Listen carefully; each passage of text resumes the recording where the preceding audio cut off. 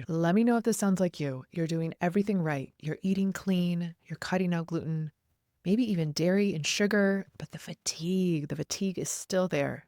The belly bloat won't quit. And you're starting to wonder, what the heck am I missing on this healing journey of my Hashimoto's?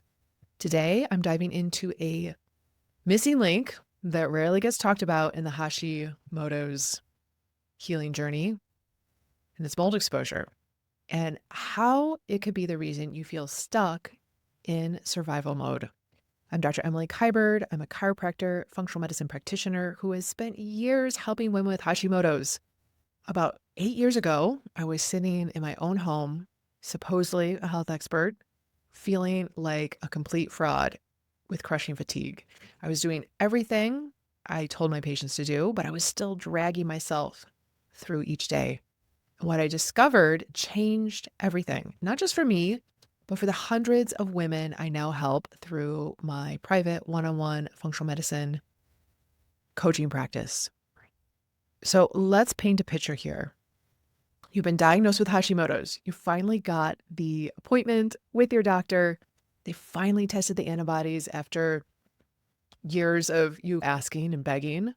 You cleaned up your diet. Maybe you've gone AIP, autoimmune paleo. You took out the sugar, the gluten, the dairy, the eggs, but you're still bloated. You are hyper aware of your food sensitivities. You cut things out. I know I have. I used to cut out tomatoes, didn't change symptoms. I'd bring them back in. Nothing would change, but I still felt terrible. You feel like everything is a trigger. Even things that are considered like quote unquote safe foods can lead to fatigue, brain fog. Maybe you've heard some of these: tomato sauce, spinach, bananas, strawberries, mangoes. Here's a little secret. These are all high histamine foods. And if you have mold exposure, now your histamine response is going on overload. It's going through the roof. And it's not gluten, it's not dairy. So what's the deal? What gives? Maybe you're dealing with belly bloat after meals. You feel like you got to fall asleep after you eat. Brain fog is so bad you forget the words, the basic words that you're saying. And the drain in your shower has clumps of hair. The weight won't budge. The workouts make you feel wrecked. Joint pain, muscle aches, maybe even getting a histamine response after your workouts. And you're wondering, do I have exercise intolerance? I've read about this online. What's going on? You might have even done a GI map with another functional practitioner. I've seen a lot of women come to me. They're like, I did a GI map. Nothing's wrong with my gut, but I'm bloated. What's going on? I did the colonoscopy. I did the endoscopy. What's going on? And you're doing these tests to get to the bottom, to the root cause of what's going on with your body, but nothing's coming up as a significant finding other than maybe some like mild gut dysbiosis. You're like, what gives? What's the kicker? And so I'm here to tell you, I love starting with blood work. I love starting with a gut test. But if nothing's coming up or things are kind of mild and maybe it's just thyroid antibodies are present and not much else, maybe a little gut dysbiosis, there is probably another root cause. And you're probably wondering, am I being dramatic? Am I making this up? My husband's like, I don't feel anything. I don't really get why you're so tired and why you're so brain foggy. Maybe you feel like, God, am I going to have Hashimoto's forever? My primary care told me I am, and the symptoms I'm going to have forever, and weight gain is just the way it's going to be. And what if the problem is not what you are physically putting in your body, but what you are exposed to by what is surrounding your body? So for me, the breaking point was I would take a nap, middle of the day, 2 p.m., close the door, and my whole staff was like, what's the boss doing behind closed doors over there? Or I would feel like the end of a Monday, first day of the week of working and seeing clients, felt like the end of a Friday. I felt like I had worked a full 40, 60-hour week because the fatigue was so bad. And that was a breaking point. And since that time period, that was around 2017, I had mold exposure in my condo, remediated twice. And since then, now living in Colorado, have lived in 4 different homes over the last 5 years, and every single one has had water damage and mold exposure. And I'm sure some women listening to this are like, Well, maybe you're just choosing the wrong homes. But I will tell you, about 60% of homes, according to the EPA, have water damage and mold exposure. So if you are feeling like bloat, the foods, all foods, any foods, maybe you're just left with chicken and rice, everything's causing sensitivities. I've even seen people have sensitivities to just drinking water. Your immune system is on overload. And oftentimes, one of the missing pieces is mold exposure. So imagine, what if you got to the other side of this, figured it out, addressed it, got to the other side? Imagine waking up, feeling rested, not feeling like you were hit by a truck, eating a meal and thinking, wow, that was delicious. Instead of thinking, is this going to make me feel worse? Or that your brain is working again. You're remembering words, you're finishing thoughts, you feel like yourself again in conversations. And so I've seen so many women, I would say in my one-on-one practice, probably 80%, maybe even 90% of women come to me because they have gut issues that haven't been resolved, and they have the brain fog and weight loss resistance. And there's so much overlap with Hashimoto's, with insulin resistance, with different gut infections, parasitic infections that could also look like mold exposure. There's so much overlap in symptoms. And so my goal is to get to the root cause, figure out kind of order of operations, and then help women get to the other side. Often getting to the other side is identifying the issue. Do you have mold exposure, remediating properly, and then going on a mold detox? So if your gut is off, do you start with gut? Do you start with mold? How are gut and mold exposure intertwined? So mold, and then the byproducts of mold, mycotoxins, can often damage the gut lining. And when we have damage in the gut lining, this can lead to food sensitivities. Mold and mycotoxins can also increase histamine response in the body, which can show up like flushing, itchiness of the skin, of the tongue, redness in the skin, brain fog, fatigue, almost like itchy nose a little bit, like you're having an allergic reaction. And mold and mycotoxins can increase our histamine load. And then you can eat high histamine foods, like I mentioned before, spinach, bananas, strawberries. And next thing you know, you're like, oh my God, I feel like I have food sensitivities to everything. Mold suppresses secretory IgA. This is our gut's immune system, our immune defense. Think of it like the soldiers in the gut. So mold can suppress our soldiers, now suppressing the immune system in our gut, and our defenses are down, and it could feel like we're getting sick all the time. I know, I felt like if I just pushed myself just a little bit too hard, I felt like I got the flu for a week. And it was very frustrating to try and progress in my workouts. At the time, I was also running, and really hard to progress if you feel like, okay, I'm running 3 miles. Now I'm going to run 3.5, and it takes you down for a week, which feels like the flu. Probably mold exposure. A lot of times people think about, oh, that sounds like adrenal issues. Could be adrenal issues, but it could also be mold exposure causing adrenal issues. You start reacting to more foods because mold creates that histamine response, even healthy foods. So think about, I used to make a banana, spinach, strawberry protein shake, and I felt like a dumpster fire afterwards. Spinach, strawberry, banana, all high histamine foods. While quote unquote healthy, they were causing a massive histamine response in my body because I also had mold exposure. Mold can impair our liver's ability to detox. So liver clears excess estrogen. And so if there's, let's say, quote unquote, sluggishness in the liver, there can also be estrogen buildup leading to estrogen dominance. And when we have estrogen dominance, this can lead to holding on to weight despite doing all the things, the workouts, eating, counting the macros and the calories. And it can also then lead to sluggishness of our thyroid hormones. So mold can impair liver detox, and our thyroid hormones convert from the inactive to the active form. One of the areas is in the liver. So if our liver is not functioning properly, we can start to have poor turnover, poor conversion of our thyroid hormones. The goal would not to be to up your hormones. The goal would be to how can we help support your liver and get to the root cause. Always asking why. Why is the liver sluggish? Why are my thyroid hormones all over the place? Why? Mycotoxins and mold can damage mitochondria. Mitochondria are the powerhouses of our cells. And mold zaps our mitochondria. And this can lead to energy crash all day. So like waking up tired all day, crashing at 2, needing a 2-hour nap. I'll tell you some stories. Can also layer that onto leaky gut. And now you're crashing after meals as well. Not pretty. Some of those symptoms that mimic Hashimoto's, the mold symptoms overlap with Hashimoto's. So brain fog, hair loss, waking, bloating, intolerance to supplements or detox protocols can all be kind of Hashi symptoms, but also mold symptoms.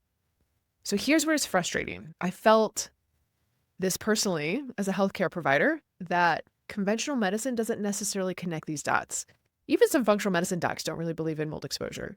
Your endocrinologist is looking at your thyroid, your gastroenterologist is looking at your gut, but no one is asking what's creating this perfect storm of inflammation in the first place.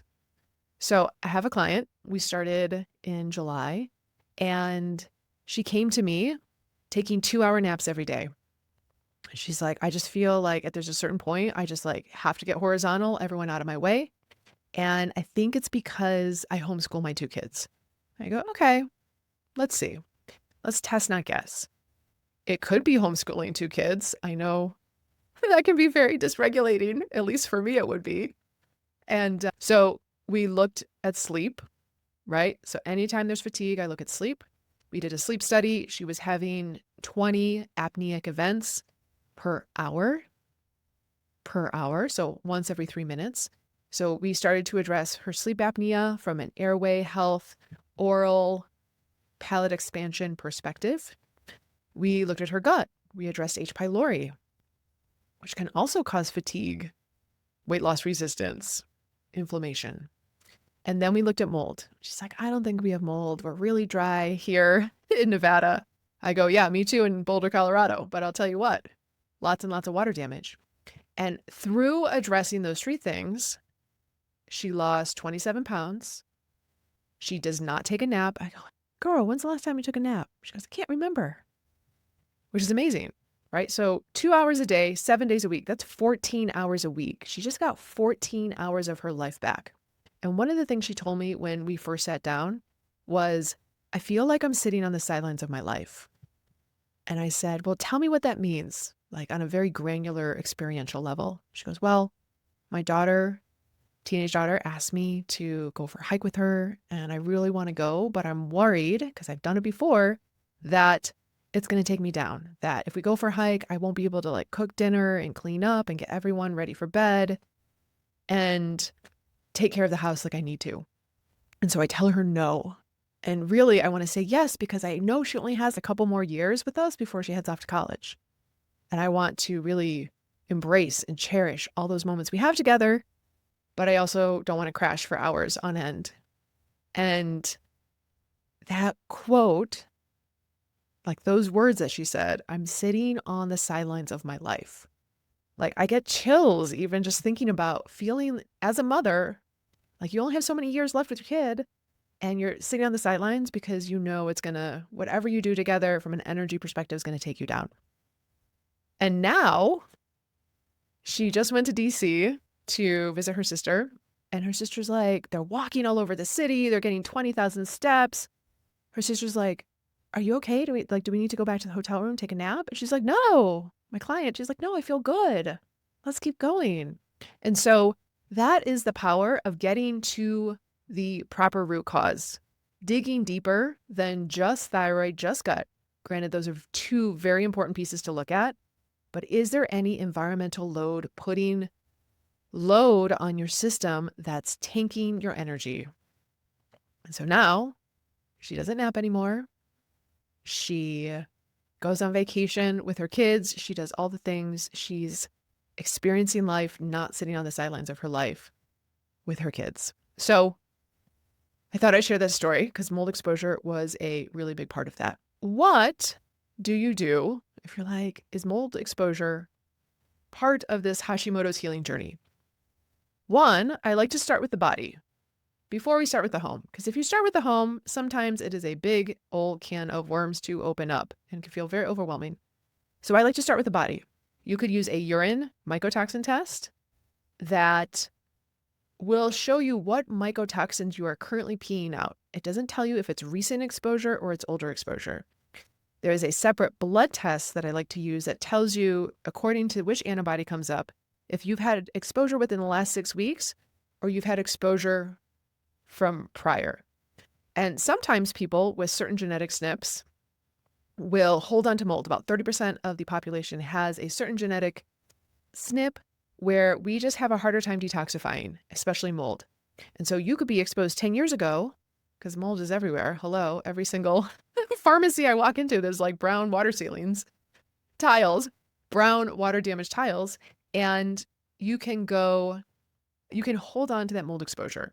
So it's nice to know, especially if someone's like, do I need to check my house?